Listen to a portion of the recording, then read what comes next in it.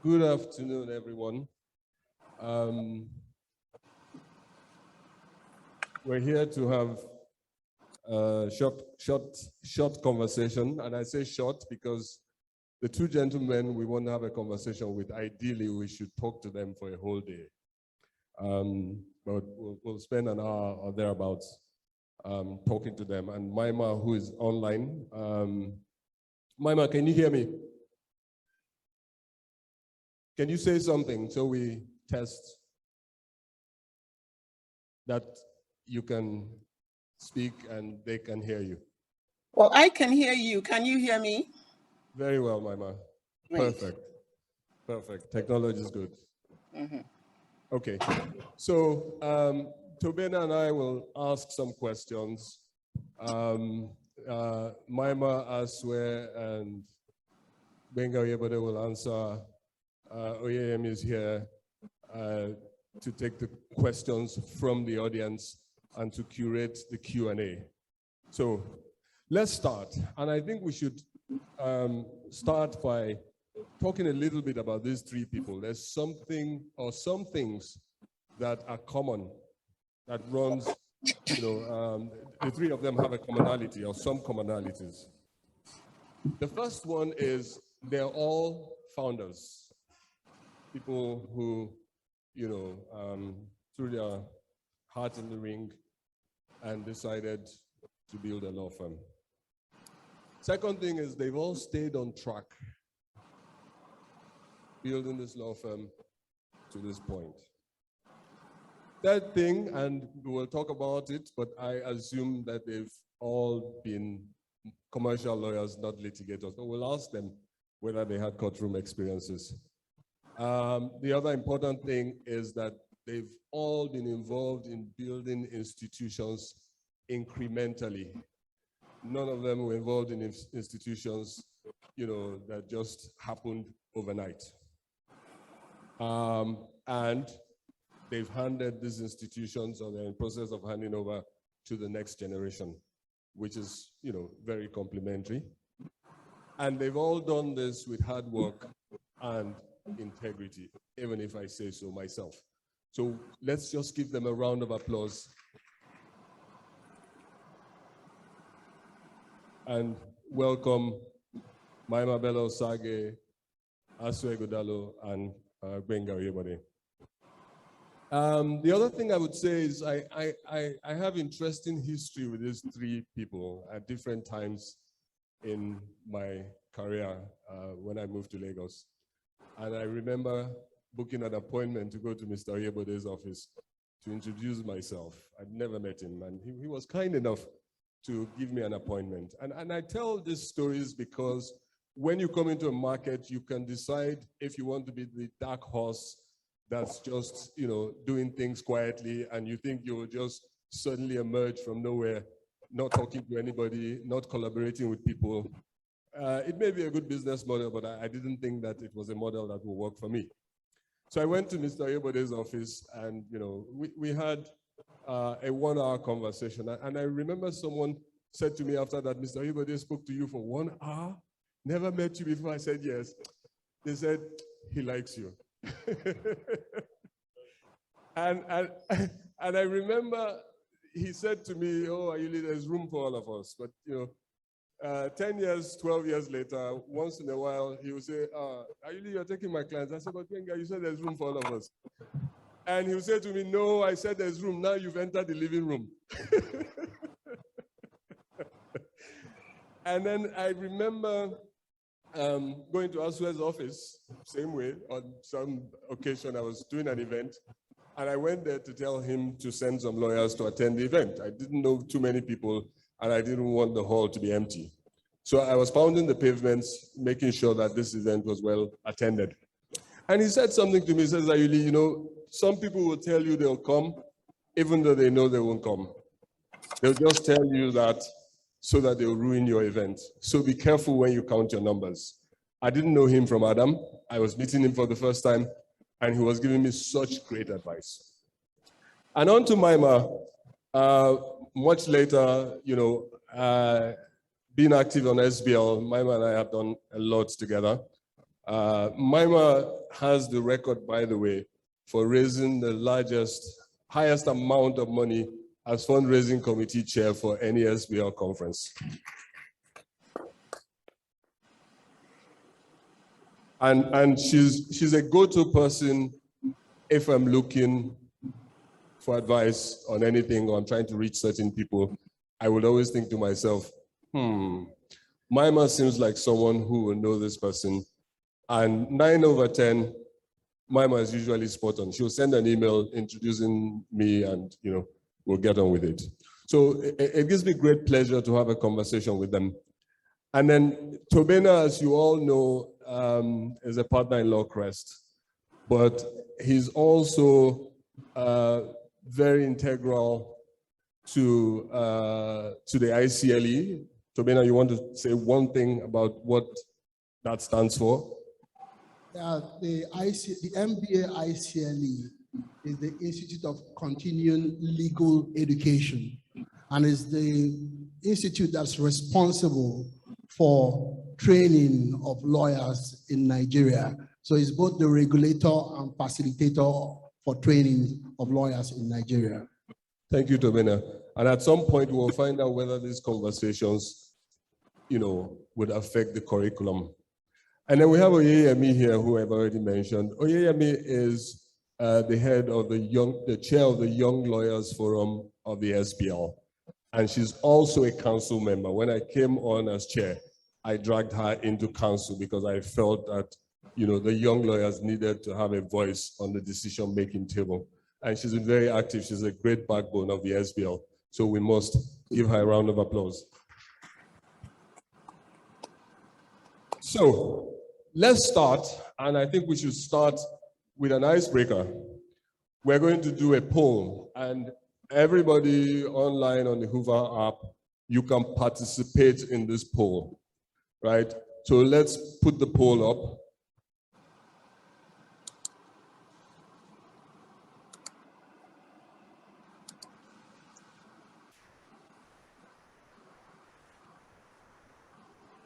Poll number 1.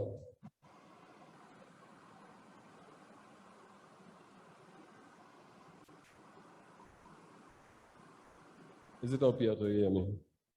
Okay. So that's the poll.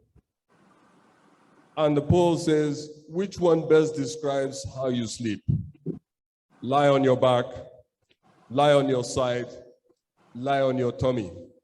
And everybody on the Hoover app who has access to this poll, go ahead, fill the poll.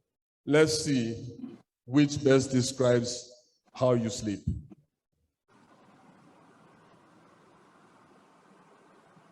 And those of us here will talk about it. So I know they're having a conversation as to, so I'll come back to Myma, Asue, and Gbenga on this.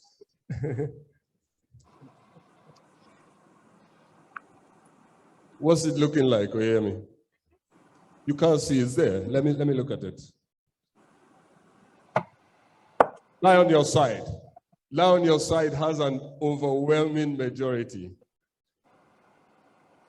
How many percent? 57. Okay. So, Myma, how do you sleep? On my side. Your side. Absolutely. Asue. My right side. Your right side.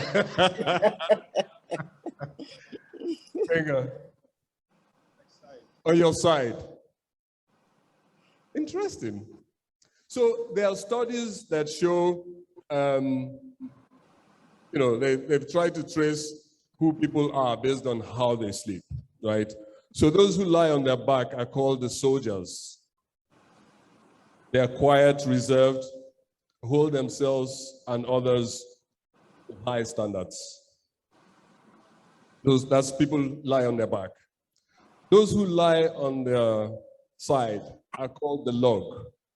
They're easygoing, social, and trusting. Those who lie on their stomach are called the free fallers. They tend to be bold, outspoken in nature. So,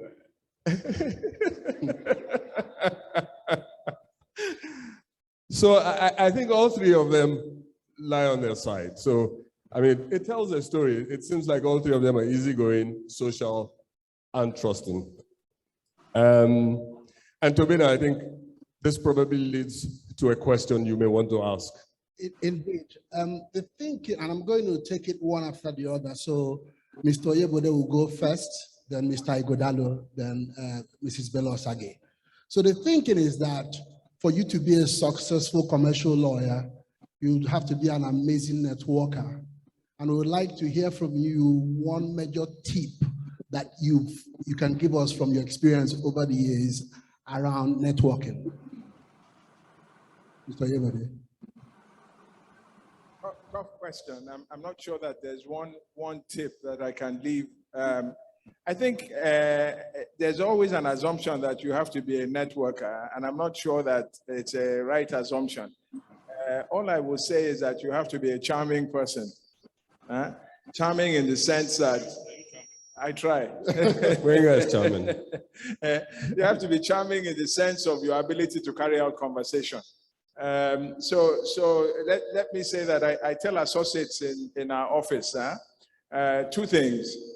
First, that the market must know you for something, good or bad. But what's the worth of, to use your words, of a networker if the market doesn't have any knowledge of you at all, even though you may be an extremely nice person? The second thing that I always say is that you must pick up as much information outside the law as is possible. What's the reason for that? Small talk usually leads to clients. So when you meet a client, typically isn't the law that you know that gets you the client. It's your ability to connect with the person. And the only way you make small talk is to be widely read. Pick up lots of information, read lots of books. I tend to read about the lives of great men and women. I think inherent in that are stories that you can't find anywhere else. So you must be able to keep the conversation going. And so for me, those are the things that I would like to leave on the table as a way to go to build networks. Thank you very much. Great one. Small talk. Okay. Reader. There's a point Gbenga made. You mustn't walk into a room or attend a meeting or be in a place and leave that place and everybody in that room or in that place don't know who you are. Some guys, let me give you one easy tip, conference calls. Guys go on conference calls and they say nothing. And you say, why? They say, oh, it's been said. Never. If you're on a conference call, internationals, you don't know where they are from, they must hear your voice. And they must hear your voice for good. So back to Gbenga, or back to what Gbenga said. You walk into a room, you must be well turned out. Guys, polish your shoes. The first thing many people look at, they look at your feet. You know, girls don't overdress, don't over makeup, but walking elegantly with style. And then the conversation, you must know a lot about many things. And then you must learn to be very patient. Because this issue of marketing is patience. I remember I went to see one, at that time, I think we just started the firm, and I went to see one MD trying to market. And he kept me waiting he gave me the appointment for 7:30 a.m. He kept me waiting from 7:30 a.m. till 9:30 p.m. At 9:30 p.m., he walked out and said, young man, come in. I wanted to test you. Well, that test was serious. I couldn't go to the loo, he could call me. I couldn't eat, he could call me. I was there for 14 hours on the chair. Tough. So you've got to learn patience. You can't be annoyed. You're the one looking for something. So, impact, patience, quiet aggression, plenty of confidence, which comes from plenty of knowledge. I tell my guys, you have to be professionally arrogant.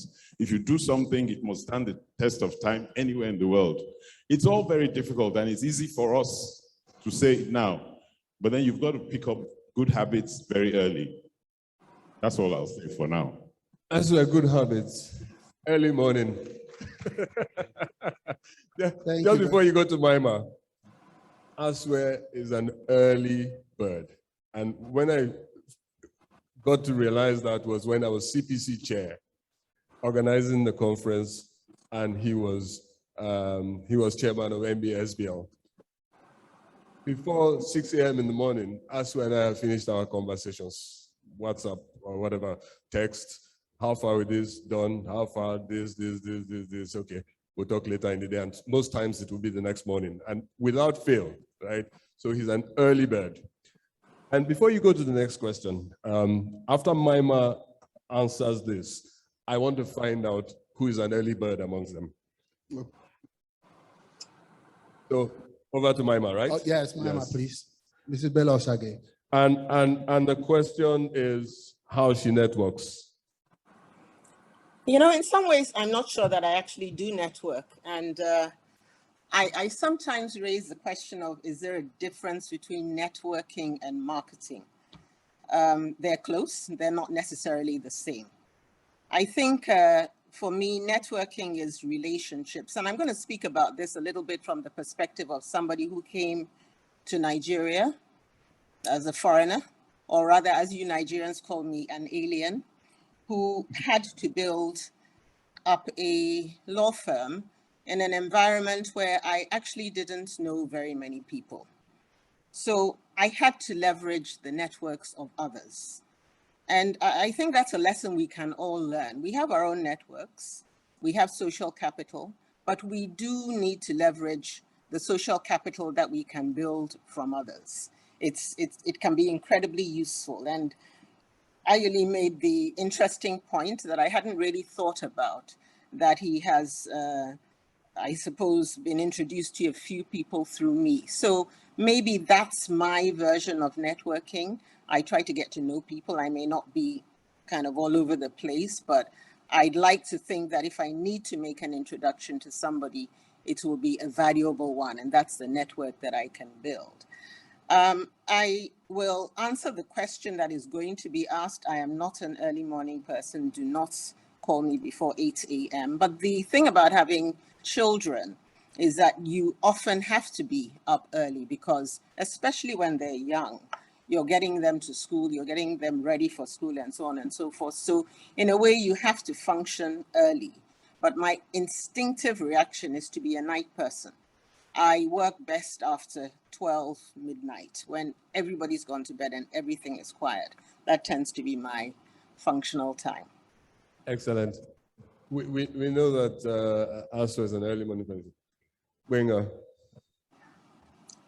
Yeah, I think, I'm an early riser in the sense that my alarm goes off at 6 a.m. From 6 a.m., I'm as wide awake till 11 p.m. at night. So I think early risers have a head start on the rest of the world. Thank you, early risers. I have a question here, and I'm going to put you on the spot, all three of you.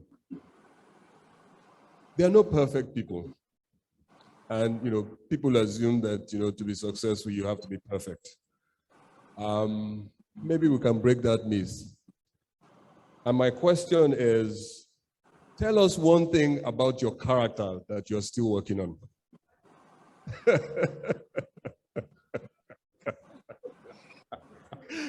Should we do ladies first? Ladies first, right? Okay. I mean, there are many things I could say, but let me focus on just one. I really dislike people who are stupid. You're trying to explain a point, and I use stupid in a lot of senses. If I'm thinking of people I'm working with, they don't want to learn, they are stupid. In a social environment, you're having a conversation with somebody, they're completely fixated on what it is they want to say. I define them as being stupid. Not necessarily that they are, but that they are being. And it's something I find very difficult to deal with. When Gbenga speaks of having a conversation with people, there are some people who you just can't have a conversation with because really there's nothing that, they will say that is capable of being responded to. I think that's the best way to put it. I'm trying to be as polite as I can, but that's one of the things I truly struggle with. There are a couple of others, but let me limit myself to that. Very, very subtly put, Myma. As we're still thinking, so maybe we'll go to Gbenga. He's thinking which one?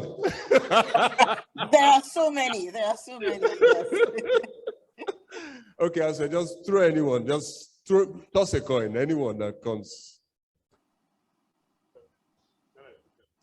Stella, stop looking at my boss. I see that Stella is looking at me. So, but seriously, I'm an extremely impatient person. A bit near Myma on the stupid side, but I wouldn't call it stupid. People that don't come across as giving their best and who come across with the wrong attitude, who don't really try, I really don't have very much time for them. And my partner, Femi, always tells me, you have to give people a long rope. I can't give you a long rope. I'm sorry. I'm sorry. But I'm trying hard. I'm really trying hard. Because there are some people that are late starters, late bloomers. But normally I give you 2 strikes. 2 strikes. Then that's it. And I know it's not really fair. I know I need to give people a lot more opportunities and chances, but I'm impatient like that. I think your attitude needs to be right. Even if you don't get it right. I know, and you can't come in from law school or from somewhere and be ready. You're not ready. You're not going to be ready for 5, 6, 7 years.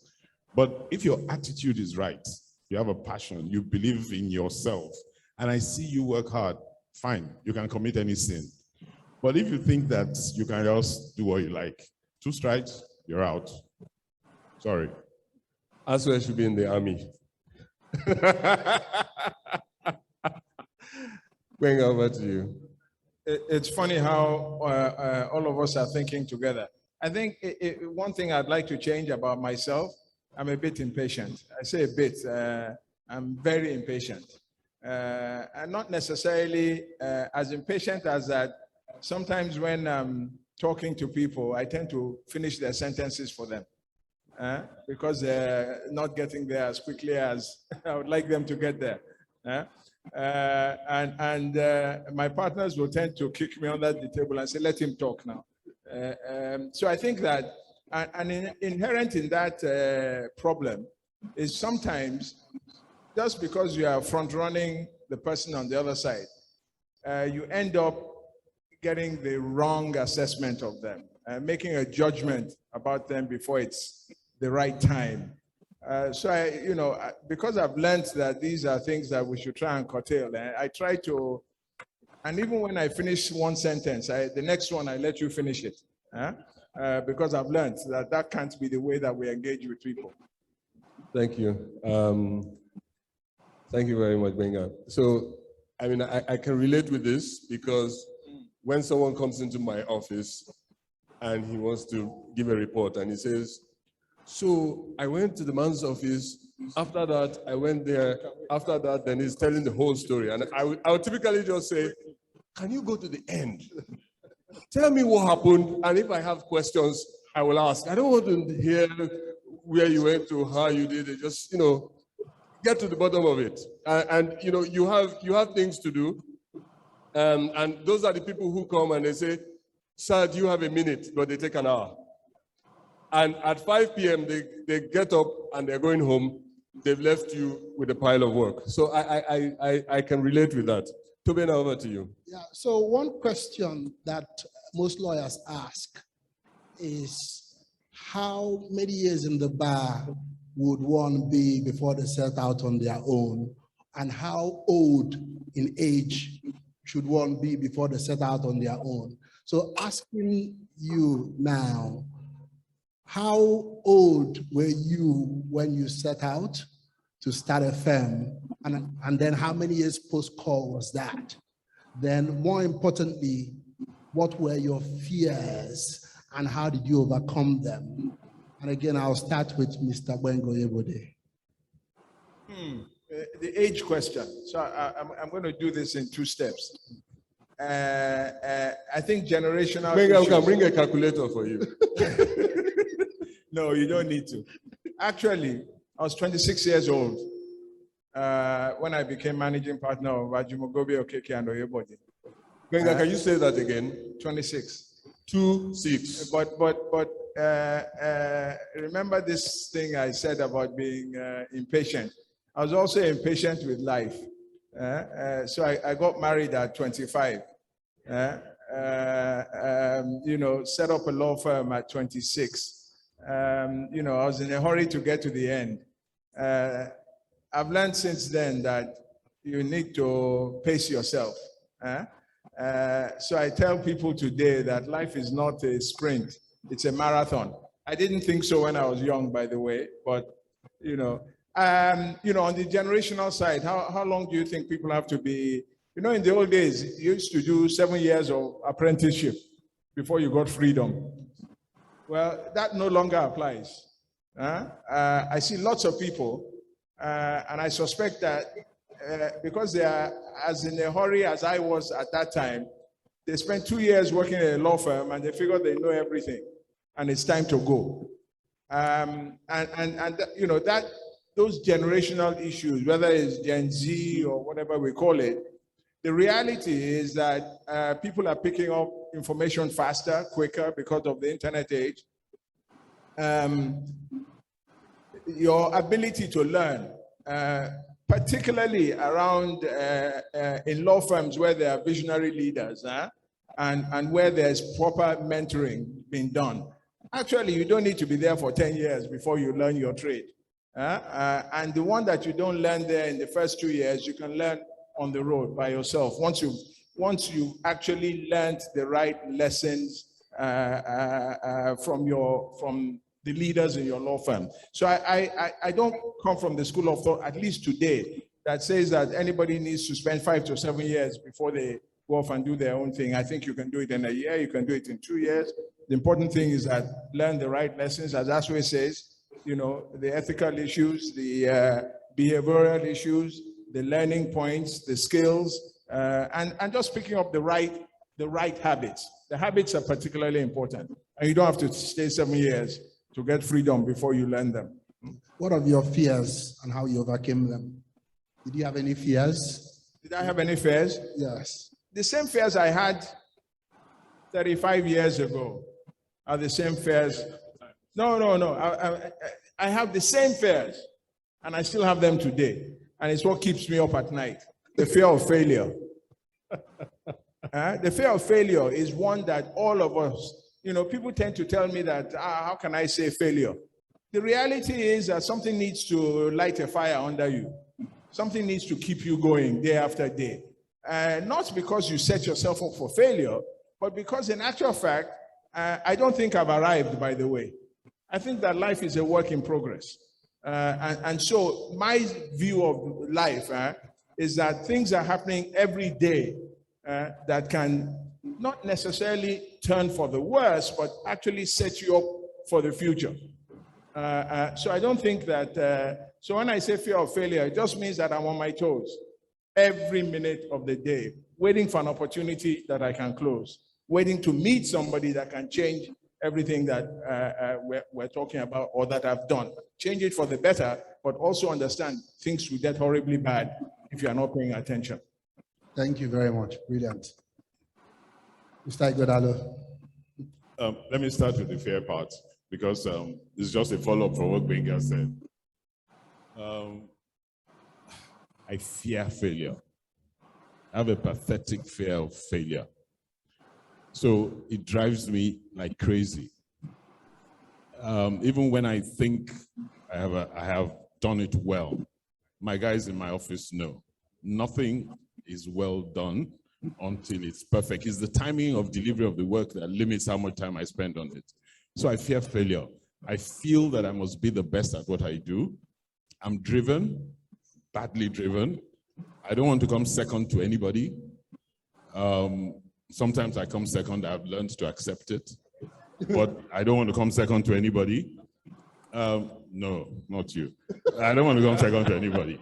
So that's the first thing. But I've learned that in life, There are many things that you want that you don't get. I've learned to live with it, and I've learned to accept it. But I'm driven, you know.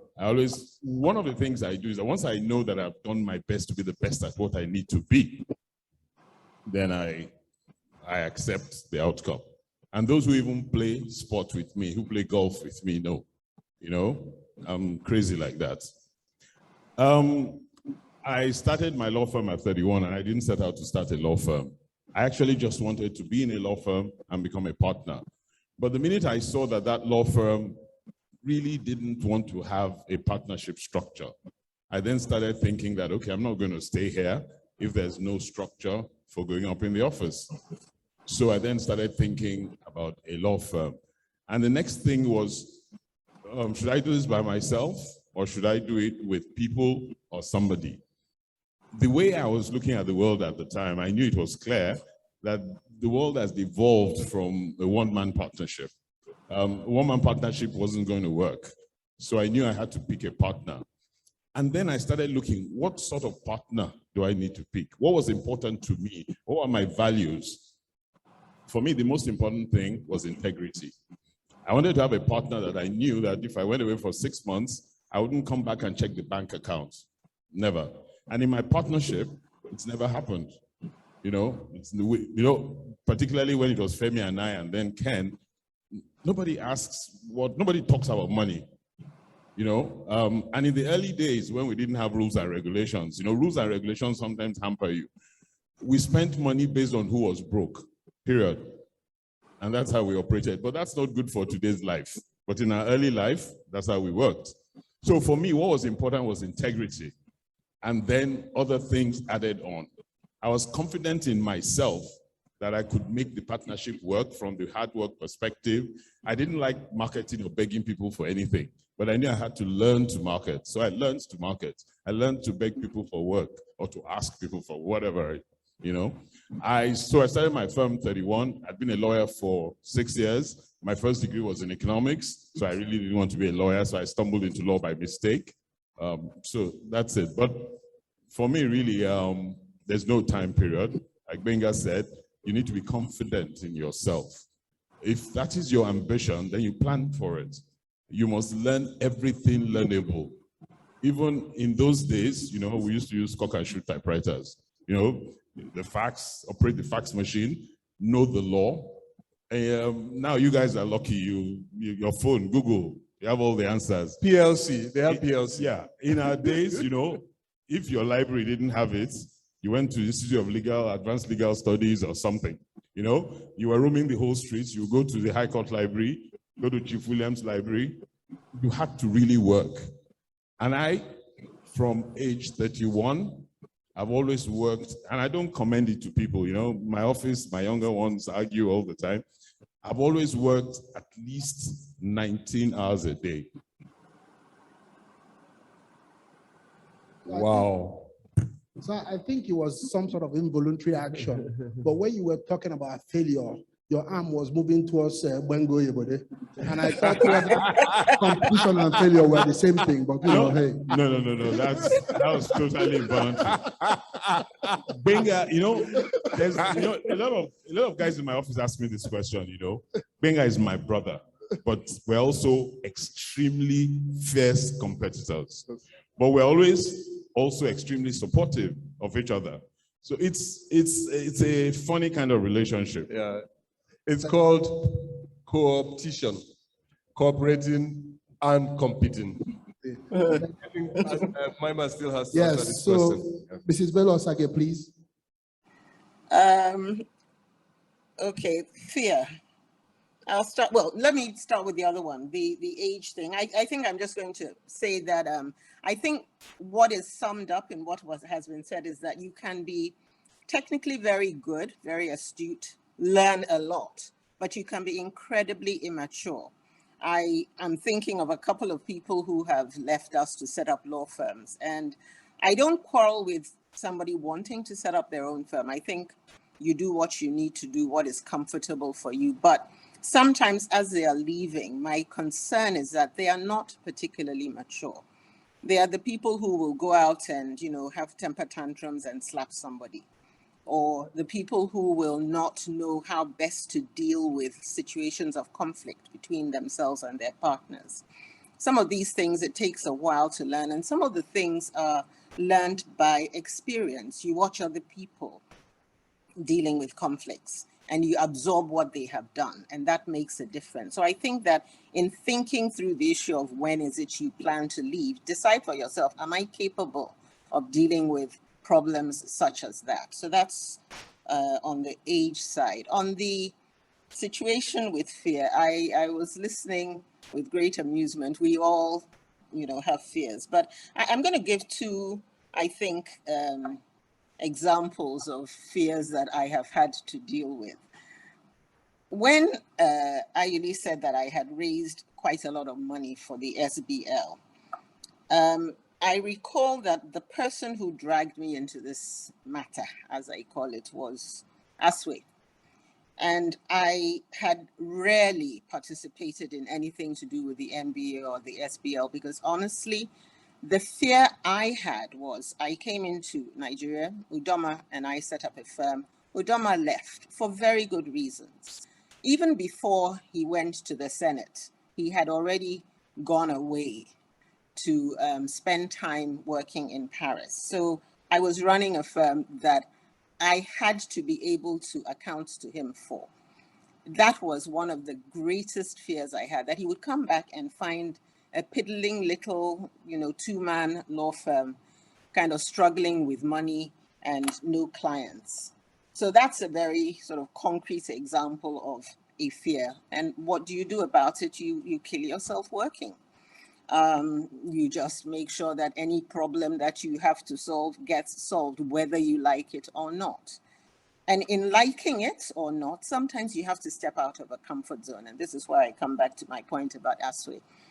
Asue, you may not know, but you spoke to me at a time when my children were actually the ones saying to me, Mom, you're sitting in a comfort zone that you really need to break out of. One of my greatest fears is begging people. I don't like asking for money. I don't like asking for work. I don't like asking for a whole lot of things. But having been challenged, in effect, by my children, I said to myself, okay, this is something I'm going to do. I'm glad to hear I raised a lot of money, but I actually don't think that record has stood. I think that it has been broken. I'm yet to be advised if that is the case. If it is the case, then hey, I'm happy.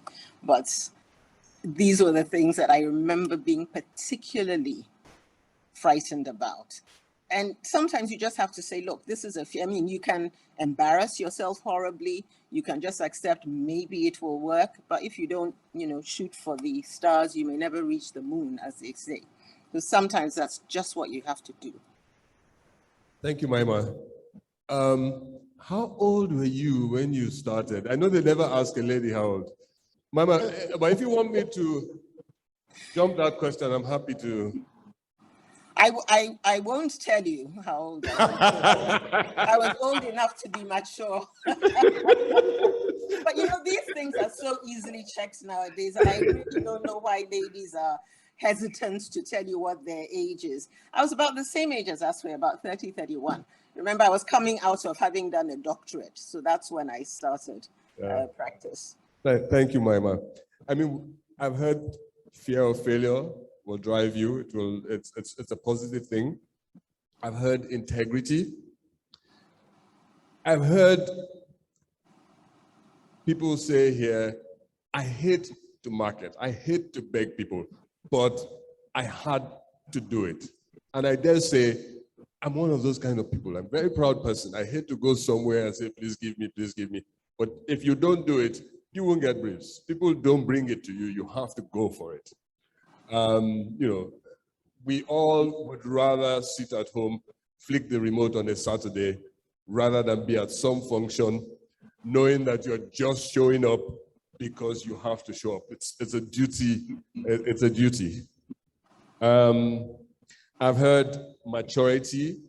I've heard stepping out of your comfort zone. And these are life lessons we should take with us. Let's move on to the next poll. We're going to do another poll quickly. Poll 2. Put it up on the screen. Let's put to poll 2. Quickly. This one is interesting. You would love this.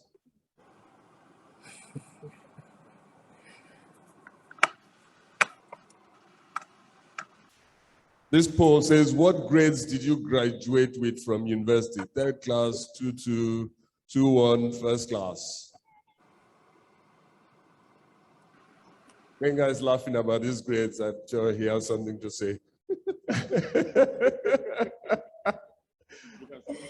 Not applicable. Where are we? Most people are what? 2-2, right? Majority of the people are 2-1 here. Wait a minute. Let's look at this poll well. Huh?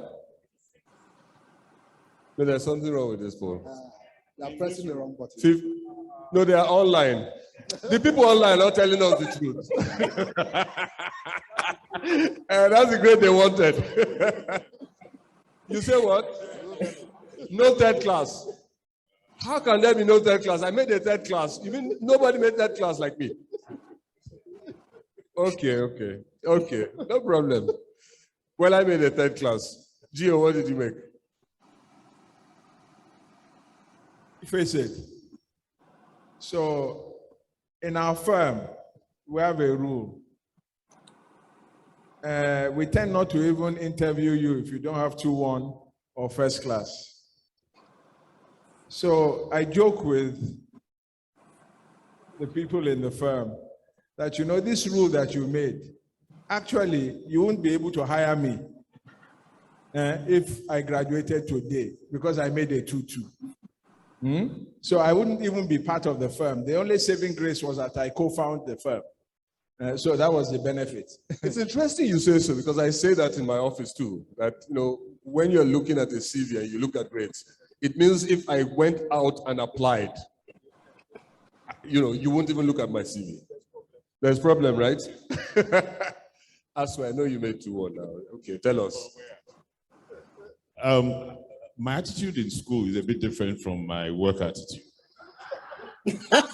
Totally so. When I was in school, I was clear in my mind that all I needed was enough to pass. Same here, so bro. There was no time I started studying before 10 days to any exam, apart from my A-levels. A-levels, I started studying about 2.5 weeks, 3 weeks before. But there's no exam I started, and I won't commend it to anybody. It's just me. I can read 24 hours non-stop. So I made 2-2 in university. I made 2-2 in law, 2-2 in economics, 2-2 in law school. You know, 2-2 all the way. 2-2 all the way. But you know, but what? If you made 2-2, you go party like I go. You try. Before we come to Myma, I know Myma is first class now. She has but before we come to Myma, I say to people, if I had to do it all over again and go back to University of Benin, and they said to me, don't play this time, no parties, nothing, we'll give you a first class. I would tell them, no, let me play harder, give me a pass. Okay, Myma. Yep. Redeem us now, just tell us the first class. No, I did not make a first class. And I always say to people, I just did well enough to get through law school. But if you really want the truth, I made a 2-1. But does that matter? Probably not. Because I think that sometimes, as we have seen, people play in school, they don't get particularly good grades and they end up being amazing lawyers or whatever it is that they decide that they want to do. I think a lot of it has to do with your willingness to continue learning as you leave school. Some of us are very good at passing exams. That's not the issue. The issue is really to continue learning and continue doing well when you actually begin your profession. I think that's the most important thing. But no, I wasn't a first class, unfortunately. Thanks, Myma. Thank you very much. So, is there a strong, it seems there's not a strong correlation between grades and success in the legal profession, right? And, you know, I think you've all alluded to it, so maybe just a yes or no will be good. I think Myma has already said so. So, Asue, what do you think? No. I'll just say straight no, because there are first classes who are great lawyers and there are first classes who are piss poor lawyers. So, and it depends. It's really your attitude and the passion and your commitment and your ability to work hard and to do what you need to do, and always a high dose of professional integrity. Gbenga, over to you. I agree entirely. I don't think there's a hard and fast rule. I wouldn't want to leave the wrong message in the room about people not paying attention and hoping to just wake up. While I recognize that there are late bloomers everywhere, but the reality of life is that some of us maybe just didn't start paying enough attention early enough. And when we then started paying attention, we figured that we had to overdo it, compensate for what we think we didn't have, either by going to great schools to do our LLMs, or just by just hunkering down and just doing better, just to compensate. So I don't want to leave that message that says, hey, you can just get by. I think the reality is hard work, whether in university, but right now, in practice, is what saves the day. I recall a story. I mean, Gbenga was to join, in his early years, was to join one of the big 4 accounting firms. I won't mention the name. And, they told him he can't join because he didn't make it to 1. So the next question, which is But Ayeli, can I just make that point? Actually, please go ahead. Can I just make that point? That is the difficulty we have now, that for many people, there is a cutoff of a certain, degree or classification or whatever it is. So if you think you want to get a reasonably good job in a reasonably good firm or whatever it is, then you probably do have to put in that work. You can't afford to say, I'm going to wing it and then, hope to do better in later life. So that's the thing that I think people need to focus on. Thanks, Myma. Thanks. There's this other tangentially related issue. Do you get a sense that people who were trained abroad are better skilled, or people who went to Uniben like me or Ife or whatever? I mean, what's your thought on this? And this will be experiential because over the years, you've hired people who did a master's abroad, came back, and you've had, people who were here, thoroughbred Nigerians. Is there a correlation? I mean, how do you see it? Myma, let's start with you. I think it's a little bit of a nuanced question in a way.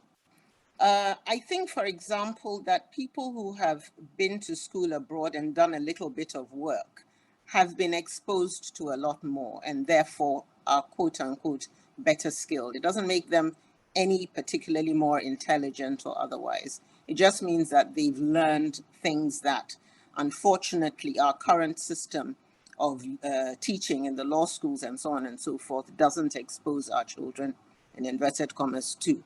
So from that perspective, having somebody who has been abroad, worked for a little while and come back is obviously going to be much easier. There are things that they've done that we haven't taught people in the law school to do. Does it mean that they are any more intelligent? Not necessarily. The only other thing I would add is that sometimes they may have been taught to work more consistently harder. You're assessed based on certain things, and it may require the 19 hours of work that Asue is talking about, as opposed to people who have been used to kind of working in bursts. You study hard and then, you don't do anything for the rest of the period that you are engaged. So that might be the difference. Thanks. I don't think it's an intelligence thing. Thanks, Myma. Very incisive. Asue. I generally agree with Myma, but I have my own personal rule.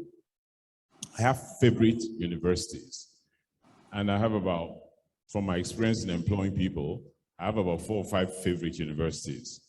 3 or 2 of those favorite universities are Nigerian universities. I assume that when you come into my office, particularly straight from law school or NYC, you're just you're a blank sheet. Now, how well are you ready to receive? Because we are ready to teach you everything we know. So you come blank, you know, it's the attitude for me.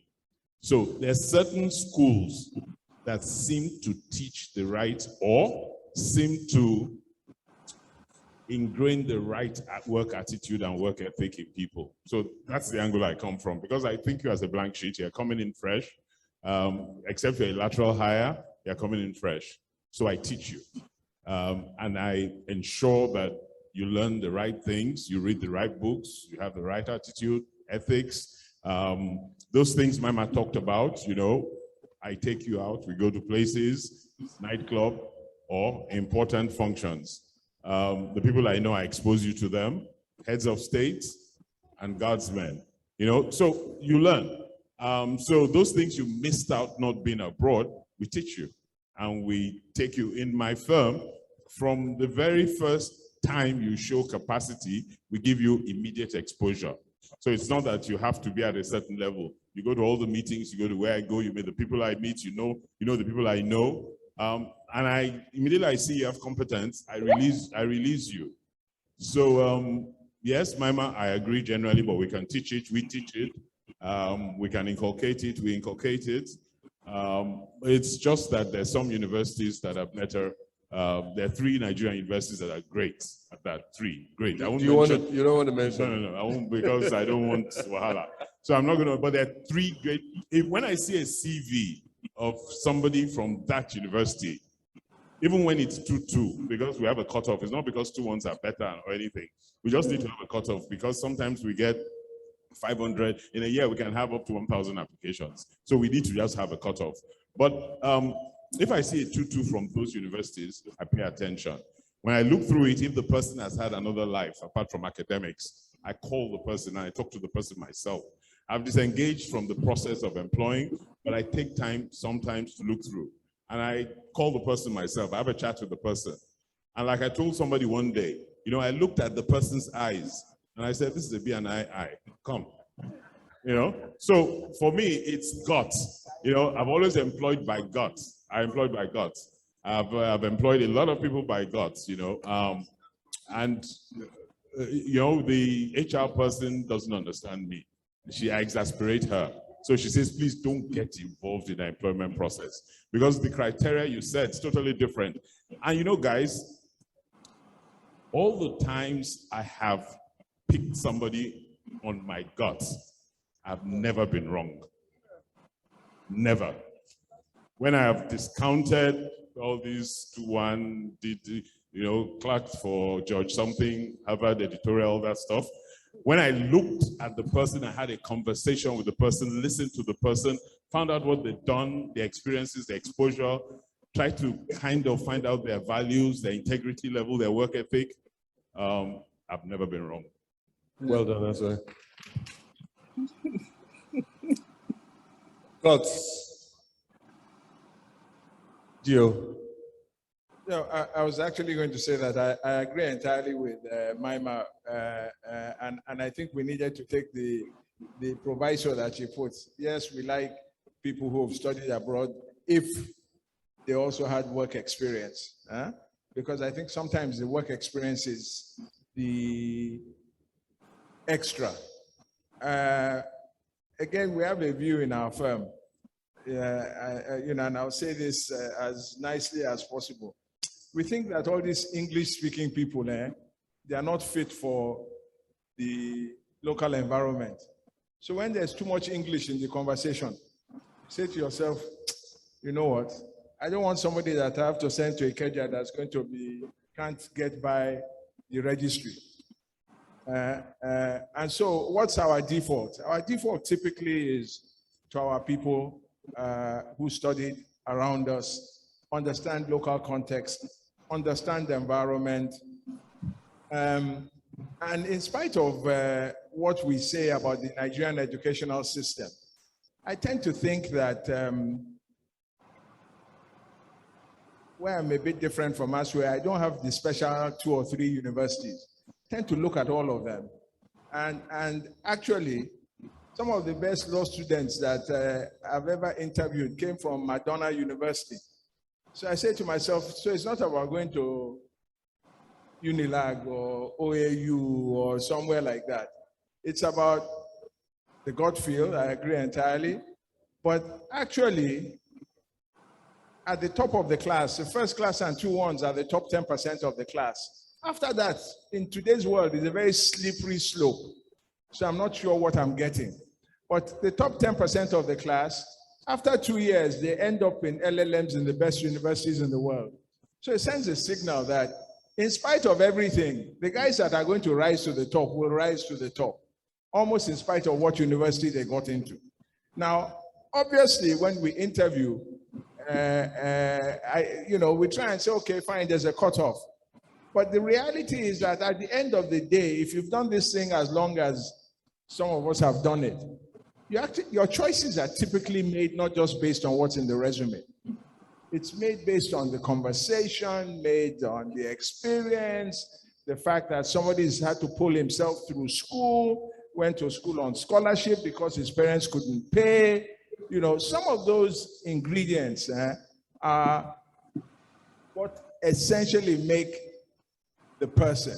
I tend to, one rule of thumb I have. I say, when I interview somebody who's particularly a man whose father died when he was young. Exactly. So when you read about the lives of great men, some of the most important people in the world, when you read about them, actually, they tell you that as father figures, they lost very early. Why did they succeed? Because they decided that, you know what, because I lost my father very early, I'm going to just make it in life. So there are little quirks that we learn about individuals, what makes them tick, what forces them to succeed, what pushes them through life. So at that point, Asue's gut feeling is what makes the decision, not the grades on the certificates. Fair enough.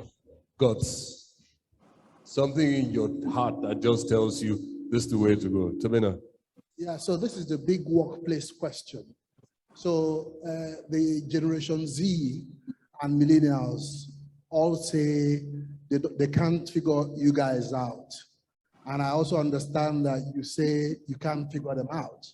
So how do you deal with this, generational difference in the workplace?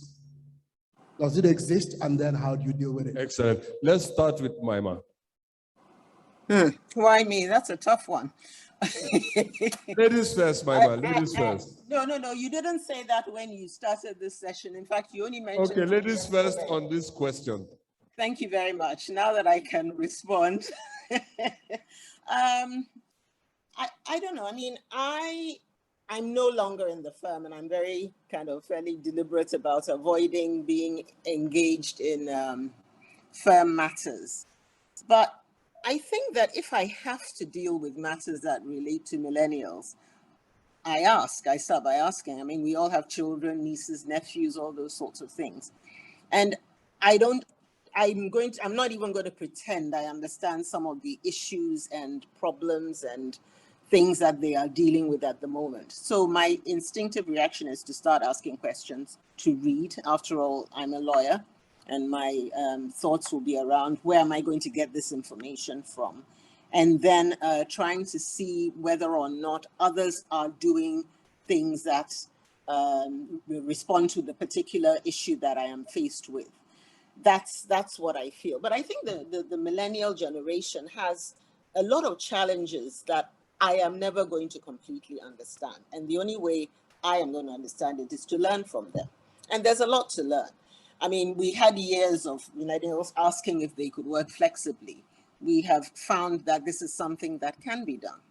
During the lockdown, every serious law firm continued to work because you had people who could deal with what is essentially, a technology that is growing with millennials. Is that something we can continue to do? Of course it is. I think the other thing that we have to think about is millennials are going to be the kind of spearhead of the fourth industrial revolution, really. And if we don't learn from them, if we don't engage with them, we are not going to move our law firms or this country, or in fact the continent, forward. Thank you, Myma. Asue, you're patient with them. They teach you patience. Well, that's a tight question. You know, I'm extremely lucky from the perspective that I have a young daughter. So if I didn't have a young daughter, I'd be in serious trouble. So she's taught me how to start trying to understand them. Sometimes my house is full. There are about 20 young girls running around my house. So I have to start kind of engaging with them. So that has helped me greatly. If I say I fully understand them, I lie. Their work habits, their ethics, their understanding. You know, for me, we're all far removed. But I am very lucky in my firm that the gap between me and them is plenty. So I have buffers. So by the time it's getting to me, I have thought through the patient's angle. So I try to be fatherly or grandfatherly, whichever one it is, but it's tough. It's really tough. I try to understand the attitude to work. I wasn't brought up that way. I try to understand why people want to be lying down in bed at 10 a.m. I wasn't brought up that way. There are just many things I'm trying to understand. When we were growing up, people said we didn't recognize it, so that it was there. But I couldn't understand. There's certain soft things I don't understand. Young people who are in a good home, well brought up, suffering from depression. You know, I try to understand it, and I know it's tough. Is the world more difficult today than it was during our time? Maybe, but we thought it was difficult then too. But the only thing that played in my mind was, yeah, it's difficult, but I'm going to kick it. I'm going to overcome. I'm going to give it my best. And when I talk to young people, I try to encourage them. They always seem to see problems where we never thought there were problems. Maybe they're smarter than we were. Maybe we were one-dimensional, but they're tough. And in the workplace, you really have to learn patience. But let me tell you something. I've come across some in that generation that don't think too different from me. And I try to identify them, and I try to get into their brains and wonder how they came out in that generation different from the majority of the others. I haven't been able to put my finger on it, but I find them. When I find them for the law firm, I'm excited, but I'm learning patience. Excellent. Dio. Very like Myma and Asue. I think huge differences in behavior. I'm not sure that I would say that anything that's happening is necessarily wrong or bad. All I would say is it's different. I think that the key issue for me, and just a quick segue around mental health, I think that for some of us who grew up at a time when if you behave slightly differently from the next guy, they beat the problem out of you. They cane you. Yeah, thank you. Today, we tend to manage, understand that we're all different, understand that the fact that somebody has panic attacks, has anxiety, doesn't make them necessarily very different from the rest of us. And so I tend to see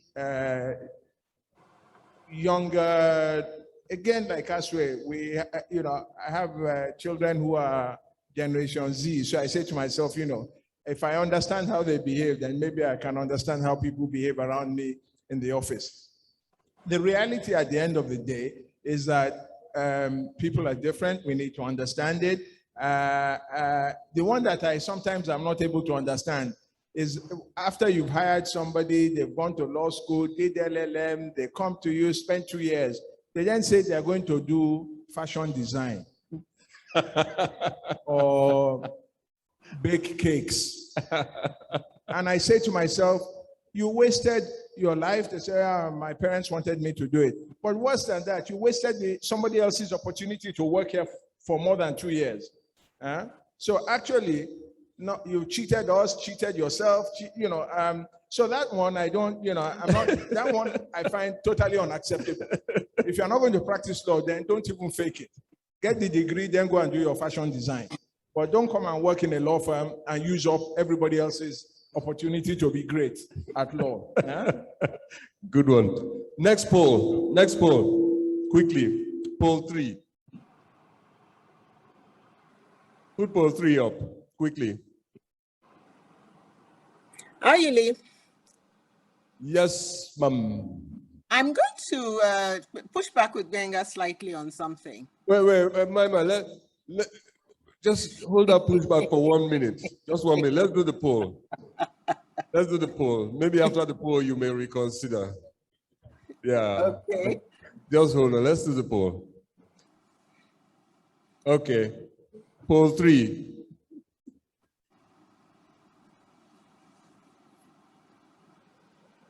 No worries. Have they put it on? Nope. No, I can't see the poll on the screen.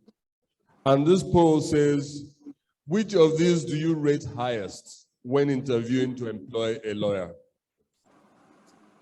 1, intelligence, the ability to acquire and apply knowledge.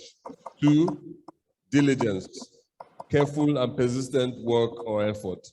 3, mental attitude, beliefs, feelings, values, dispositions. But I want the people in the audience to do the poll. Let me see if they were interviewing themselves or if there are people in the audience who are interviewing people, which one of these would they rate highest? Where's the poll? You can't find it. Nigerian factor. Okay. Let's move on while they're trying to sort this out. So, Myma, let me take your pushback for 1 minute, and then after that, I want you to tell us what you look out for when a lawyer that you're interviewing is sitting right in front of you. And when you're done, Asue will answer that, and so will Gbenga. So, what's the pushback? And don't push too hard. This stage is not very.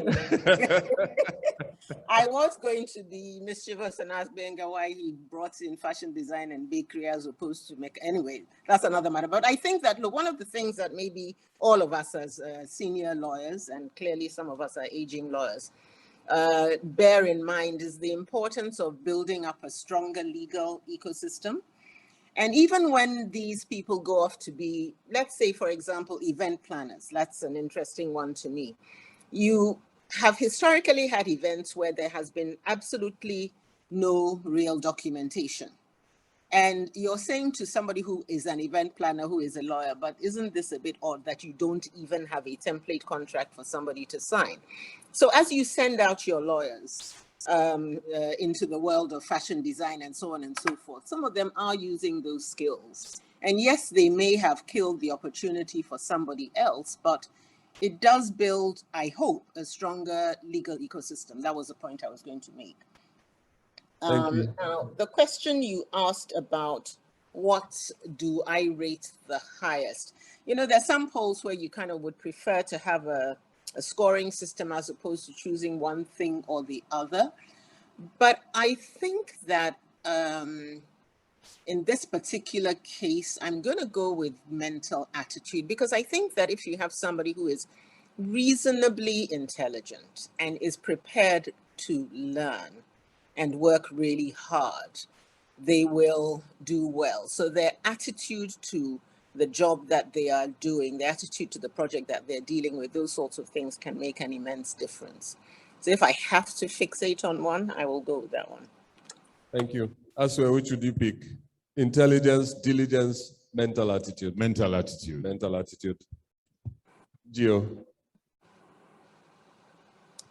Honestly, I think mental attitude, because I think it includes diligence. I Yeah. mean, if you have the right frame of mind, then you will do what is necessary to get ahead. Absolutely. What's the result of the polls? The highest here is diligence, followed by mental attitude very closely. And then we have knowledge, 28%. Diligence, 39%. Mental attitude, 33% here. Thank you. Over to you. Okay, so what is your 1-minute advice to young lawyers who are setting out to set up a law firm on their own?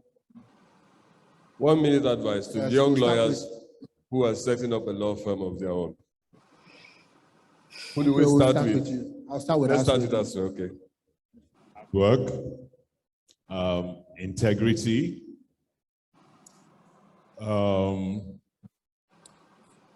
attitude to work. Your attitude must be the right attitude. So hard work, integrity, right attitude, never give up, never accept no, keep going. And then, you know, in our profession, I always tell people in my office one thing, and I'm saying it for the younger lawyers and whoever cares to adopt, you must be truly professionally arrogant. One of the things I hate the most, somebody comes and says, you know, it's just a little mistake. And I have these things I say. Pilots, all they need to have is school certs. They fly in a 787, 700 of you. How many little mistakes can they make? You know, you've gone through all this school. So honestly, I just need for people to have professional arrogance, be hardworking, be courteous, always be courteous, no matter how people upset you, and be patient. It's tough out there, extremely tough.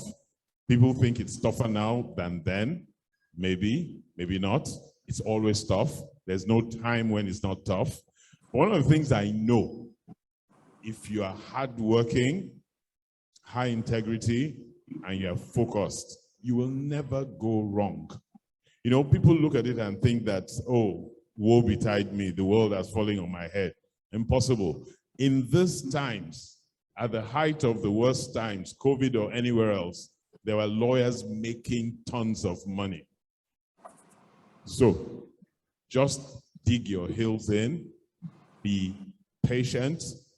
Some people use the word hammer. I heard that. There's nothing like hammer. You know, you have to go through a process. All those people that talk about hammer is fake. So guys, and girls, particularly guys and girls, work hard, be diligent, be focused. If you're determined to succeed with the right attitude, you will succeed. You know, make friends. Myma said something about relationships. Always make friends, be courteous. Never go somewhere and people don't know who you are. Make friends, be courteous, be nice to people. Go out of your way for people and let people trust you. If people trust you, you'll be surprised. You'll be sitting in your office and something will land on your laps and you won't understand how it landed. Thank you, guys. Thank you. Who's next? Gio? Gio goes next. Okay. In addition to everything that Asue has identified, two things that I think are particularly important that I don't see in Nigerian lawyers a lot. First, people want to go out on their own, but they tend to forget that this thing that we run is a business. They can't even read a balance sheet. They don't know what side of the accounts has to mirror themselves. I think it's important that if you want to go out on your own, please understand that it's a business. Understand that you must recognize that to get ahead in life, the revenue comes in, but if your costs are more than your revenues, then you're going to be dead in the water.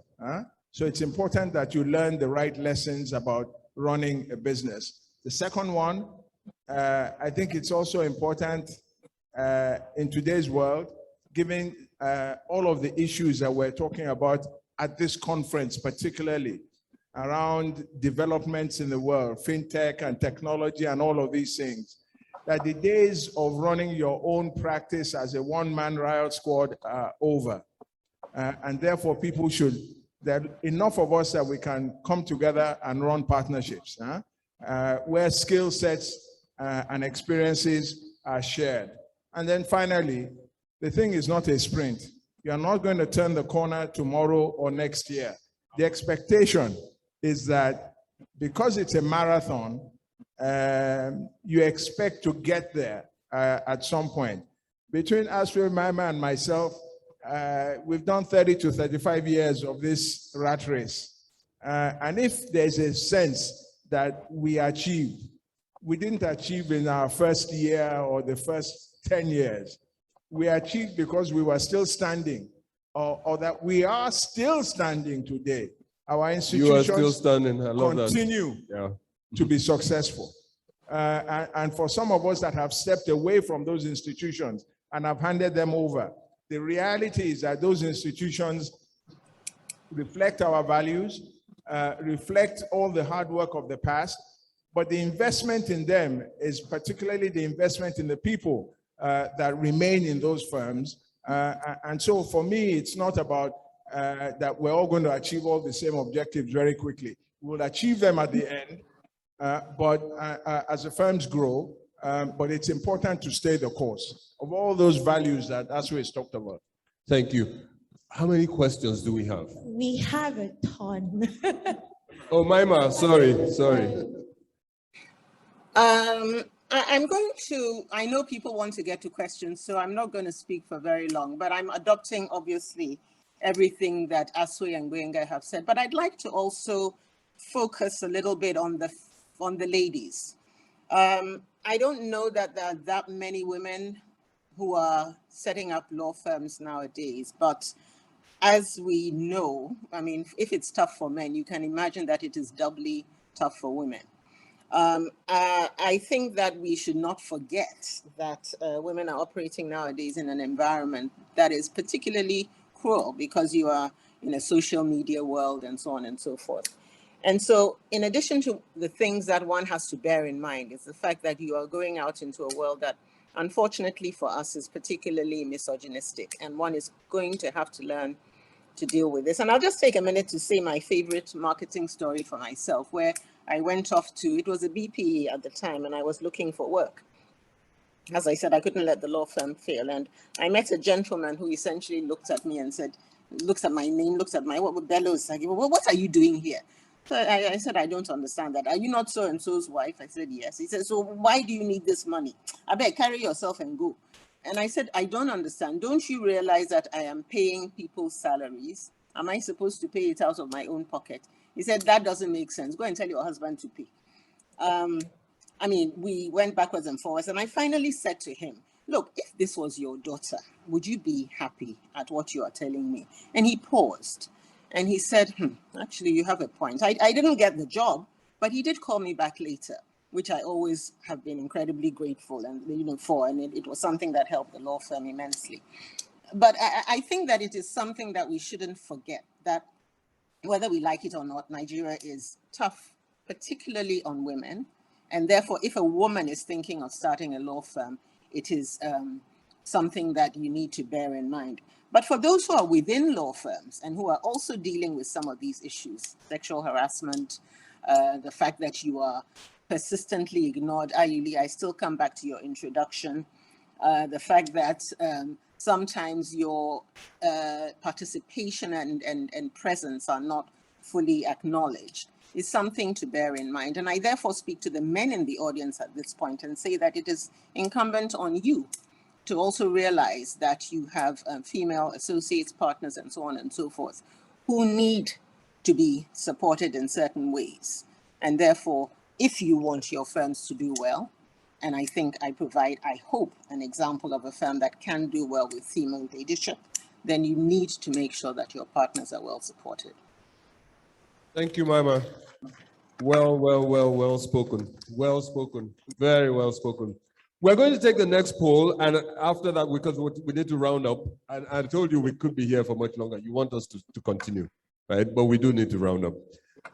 We'll take the next poll on leadership, and then after that, we'll answer a question about your greatest challenge in building an institution.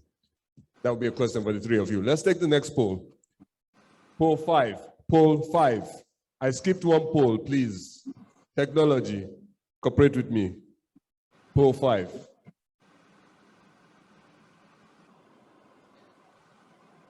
And while that poll is going up, maybe we can start the conversation about building an institution and what the challenges are, because I think it's very, very key. all three of you have been involved in building institutions. Gio, should we start with you on this? Or, yeah, what have been your key challenges in building an institution? Key challenges in building an institution, I would say two. Those of you that know, we did Ajumogobia Okeke and Oyebode for 8 years, then did Ajumogobia, we did one for 6 years, then did Ajumogobia Okeke Oyebode and Aluko for another 2 years, and then Aluko and Oyebode. So what was the big challenge on that? Actually, you know, while I advocate partnerships, I think you should also understand that just like marriages, they tend to fray at the edges. But the fact that I've been through 3 iterations of them just means I'm a sucker for partnerships. That's why I keep selling them. I think it's important in the world that we live in that we build around us. I think, you know, the fact that the 3 of us that are on the panel today come from significant partnerships is a signal that there's something about them that works. So I think that, I use partnerships as a strength, and I also tell you it's a big challenge. Maybe the second challenge that I'll talk about is that in Aluko and Oyebode, Bankole Aluko passed away in 2002. That was a significant challenge. Could have been the death of the firm. Was a, you know, when I look at it, I don't even want to say it was an inflection point. It wasn't. It was a existential moment in the life of the firm.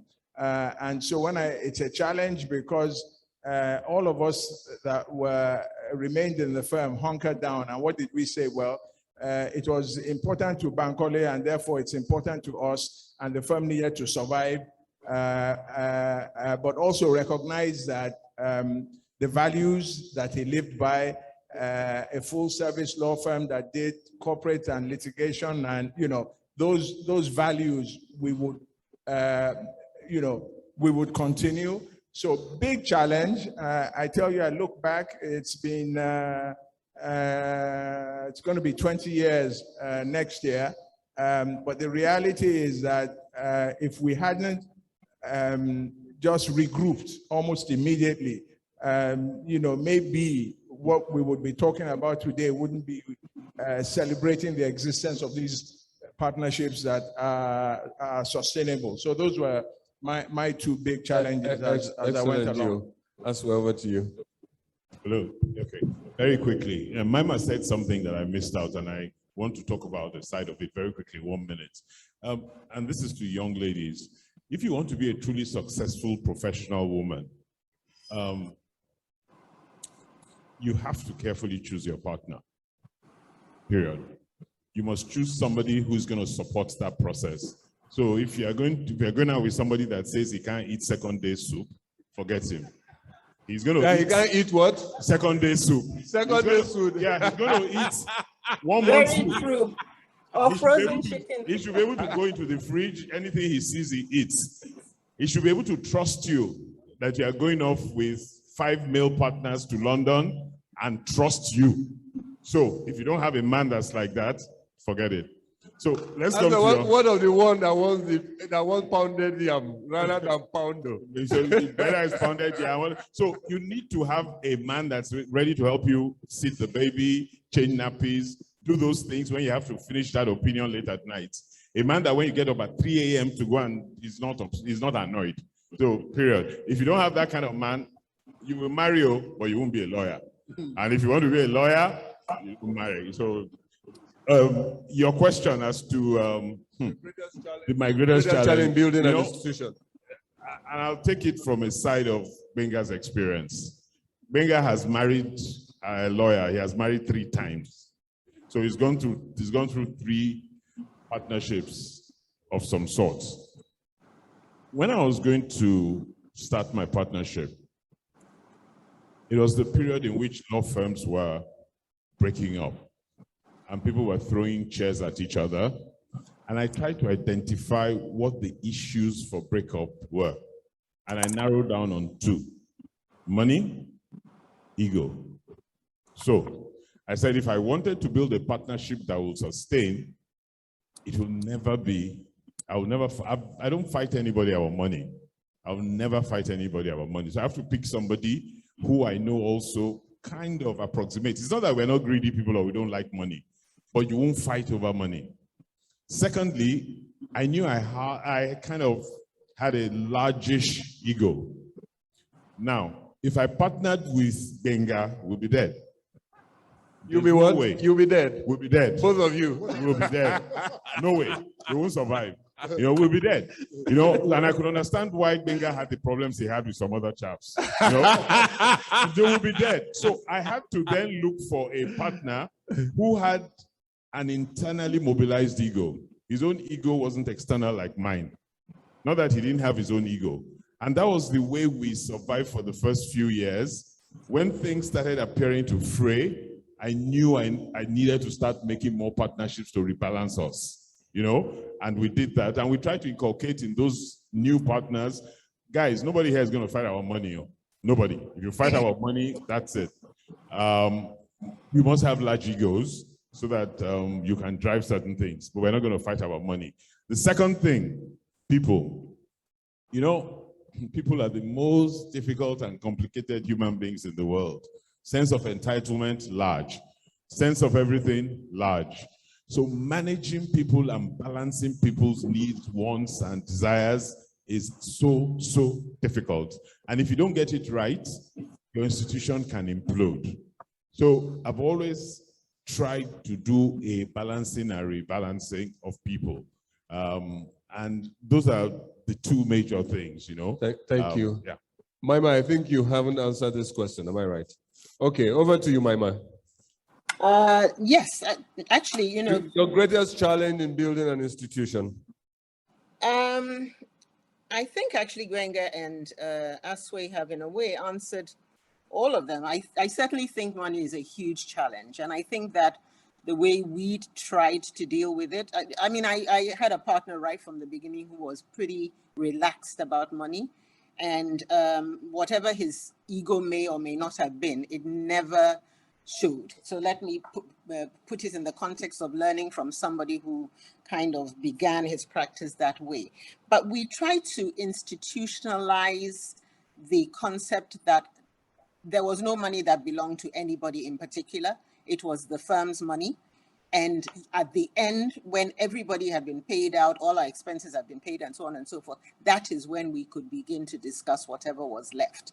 And then you had very deliberate arrangements to ensure that people did not fight about money. That was really a big thing for us. One of the things that I will comment on is Gbenga's comments on entrepreneurship. I actually do agree very much with that, because for me, it was a bit of a struggle. I don't particularly like kind of financial and mathematical things. And I think it's interesting, some schools, some law schools, and I give Harvard as an example, are beginning to actually deliberately put into their curriculum entrepreneurship. Because especially if you are a startup law firm, you are an entrepreneur. Whether you think of yourself as that or not, absolutely everything an entrepreneur goes through, you go through. And so you should start thinking in that mode. It really is important. As for ego, I guess maybe being a woman, I'm prepared to put my ego a little bit more to the side, so it wasn't as much of a struggle. But I'd also say that we've had, over the years, generated from within our firm, almost everybody has been from within our firm, people who do not put their egos first. And it has made an immense difference to the working relationship that UUBO has had. And I think I'm right in saying UUBO is probably one of the longest standing partnerships in Nigeria today, which I think is not a mean achievement. And so I will mention it. Thank you. Thank you so much, Myma. I think we can go on, but we need to take questions now. All right. I think we need to appreciate our panelists again. They've spoken to us for an hour and a half already. The online audience they're screaming different commentaries, appreciating this has been interesting. This is fantastic, and we thank you, sirs. So the first question I would ask is a question around how you think. People say that if you know the kind of questions people ask, you will understand why they have the answers they have. So we look at your choices over the years, we look at the patterns or the pattern that your career has taken. And so we want to walk into your minds. And when you have a problem, how do you go about it? What is your approach to problems? What are the 3 things that you would do? Legal problems, life problems, how do you go about it? And that's for all our 3 esteemed panelists. So who do we begin with? Who do you suggest we start with? Okay, I would start with Mr. Oyebode. Oyebode. Yes, okay. The question is, how do you think? When you have a problem, how do you solve it? How do you approach it? You know? No, I don't think there's a hard and fast rule. I think these things get thrown at you, all different kinds of curveballs. I think that the solution, the answer to the question is about character. You know, Asue says his ego. I think he's having a strong will. I think some of us just come to a game determined to break down all opposition. And therefore, a problem is presented and we say to ourselves, we dimension it. But dimensioning it just means that at the end of the day, I must still be standing. Come what may, I must still be standing. And that competition says that you want to win. More times than not, you want to win. You can't win them all. So there's some stuff we'll leave behind. So my view of this is that if you are strong-willed enough, if you have character enough, if you recognize that you're not going to win them all, then actually you're set to win. You're not going to win everything, but you're set to win. More times out of not, you'll get to where you're going. Let me continue from my Gbenga stuff, and I'll break this into 3, my own experience, the way I've dealt with it. They're the ones that I dimension myself, I resolve myself. I think through, I don't sleep, I keep thinking through, and I read other experiences and how other people dealt with things like that. And I talk to a few people if I feel like. If it's something I don't want to talk to people about, I work it through myself. So I dimension that. One of the things I learned very early, especially when you're younger, when you're older, then you are the wisdom yourself. But when you're younger, you actually need 1 or 2 mentor figures. And I'd like to commend that to you because you need to have people you can throw things at, run things by. How do they deal with it in their own time? They may be in your profession, they may be outside your profession. I had about 3 great guys who are my mentors, about 30, 40 years older than me. And I could run to them any time of the day or night. And the third one, which is a combination of life and work, and which I enjoyed till about 10 years ago. When my parents were alive, and I did it pretty often, if I had a major issue, and in those days the roads were safe, they lived in Banwo, I would get in my car at 6 p.m. and go and have dinner with them. And then just have dinner. I may not even discuss what's bothering me. But one or the other of my parents was always so intuitive and would then maybe through dinner say, what's on your mind? If I felt I wanted to bother them with it, I would.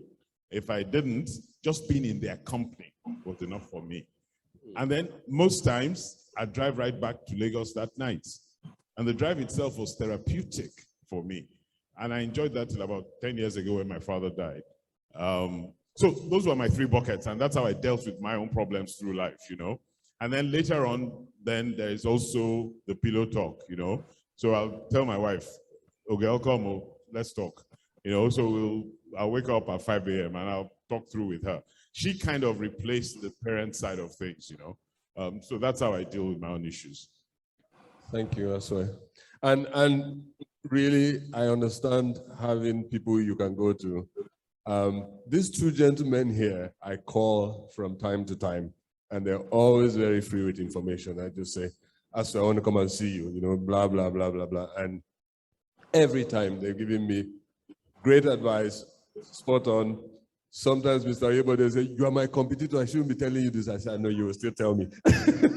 But let me say something about that, guys. There's enough work for everybody. There's enough work for everybody. So this issue that you think you can't share information, I share merrily and freely. And anybody that wants, I share. There's enough work for everybody. So we should all stop facing the same direction.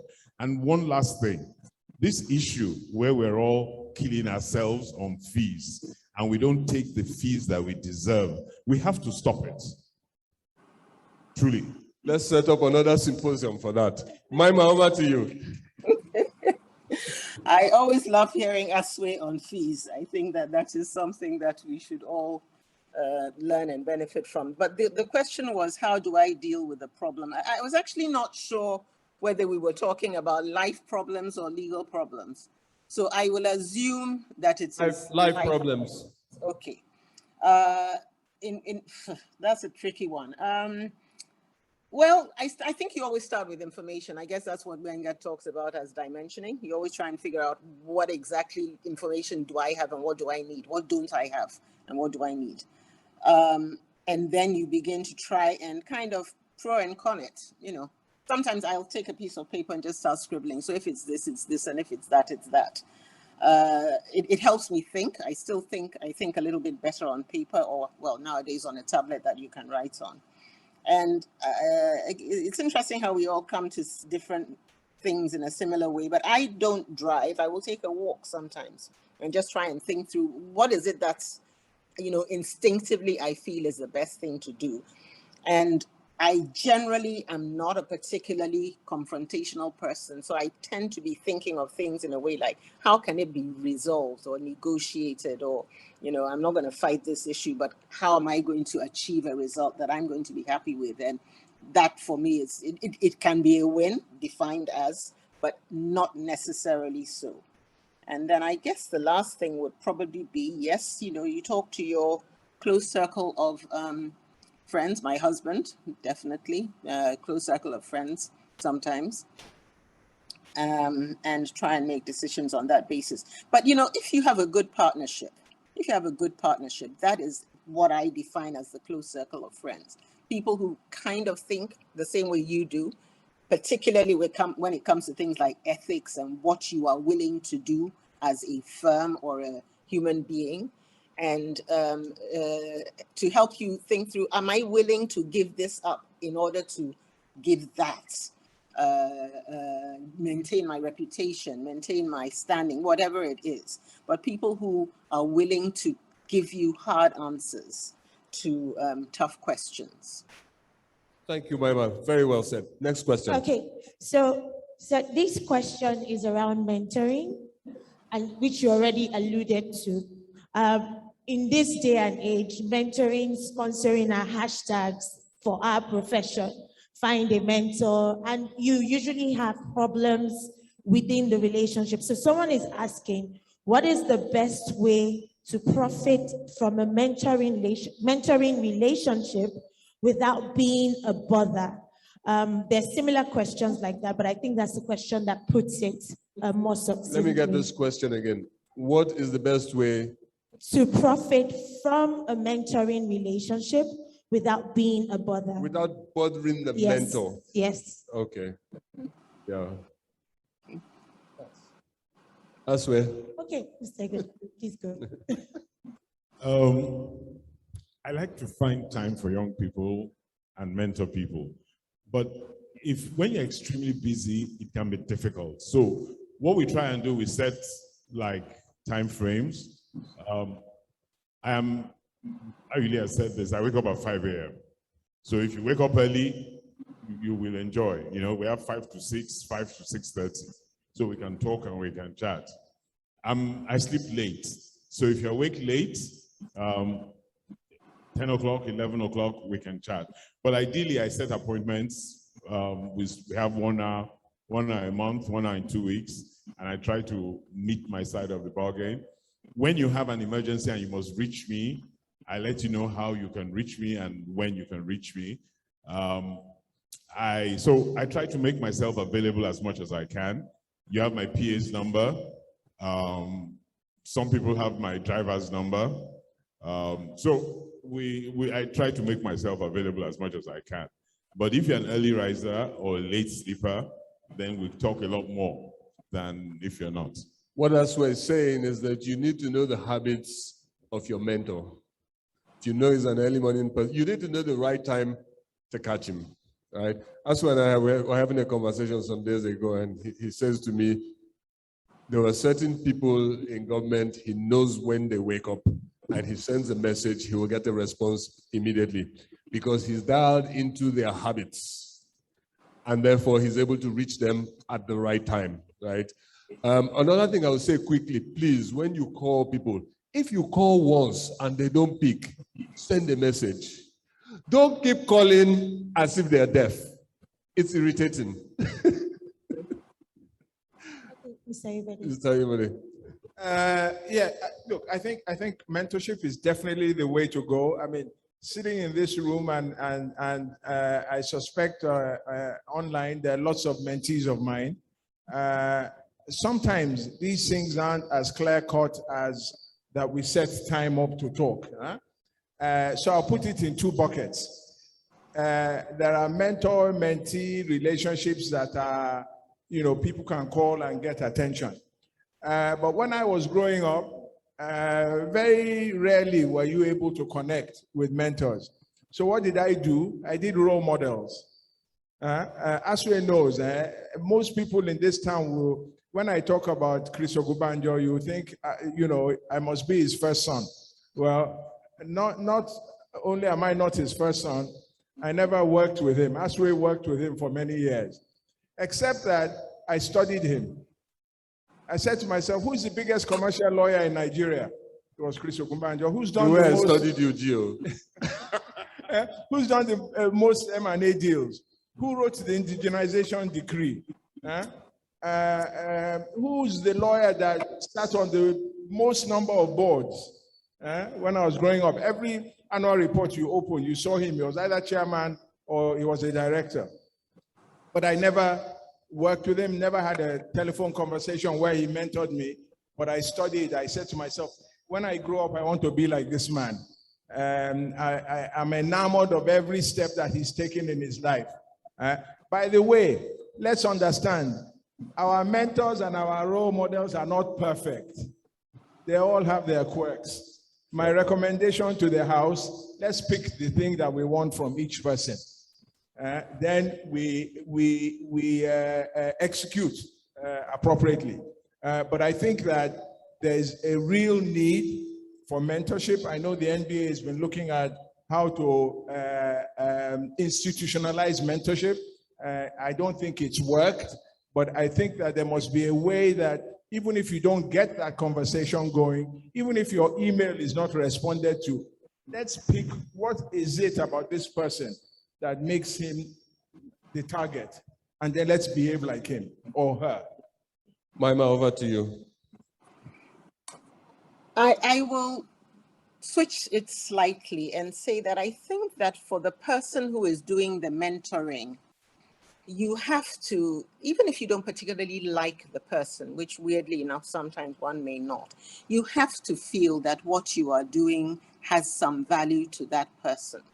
So if you have a mentee who kind of doesn't really work at coming back with answers to things you have suggested or tests in a sense you have set, you find that after a while they are a bother because you don't feel that you are achieving anything with them or for them. And I find that very frustrating. I think that's a waste of time. I think that if one is a mentor, and I don't necessarily mentor a lot of people, but I think that if I am, I want to be sure that whatever it is we are doing is of value. And therefore, that's when I will spend time with you. And I don't know if that qualifies as, being bothered with you, but that's the way I would see it. Thank you very much, Myma. I love to respect people's time. I think we would need to shut down here. I know there are many questions, but we have to respect the time of people who have logged in. We want to respect your time, and most importantly, the time of the panelists who have been so gracious to spend an hour and a half with us. I think it's been a useful time. I think we should give them a round of applause. And on that note, I will hand over to the coordinator for the session. I think this ends today's sessions. Please, the party tonight is at Bay Lounge. The party tonight is at Bay Lounge. It's not a boat cruise, it's an outdoor party, but there are boats available for short cruises. So don't assume that it's a boat cruise and you're afraid of water. Come, we are all on land. Only the swimmers and the fish will get on the boat. Thank you. Thank you very much. Thank you. First of all, let me apologize to all the people whose questions we didn't answer. We didn't have enough time, but they're on the app and we will hopefully be able to sort of provide responses as time goes on. Thank you to our sponsors, Duale Ovia and Alex Adedikbe, and thank you all very much for staying. So is Deoye still coming up? Deoye, are you wrapping up? Okay, so thank you.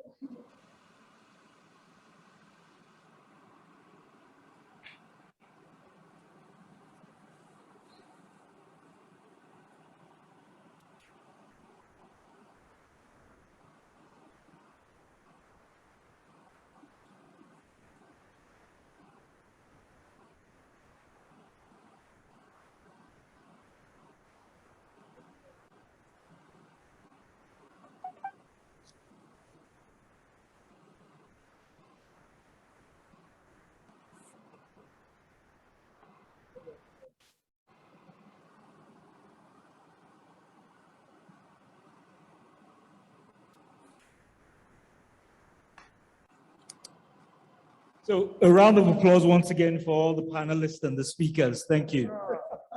Thank you very much, sir.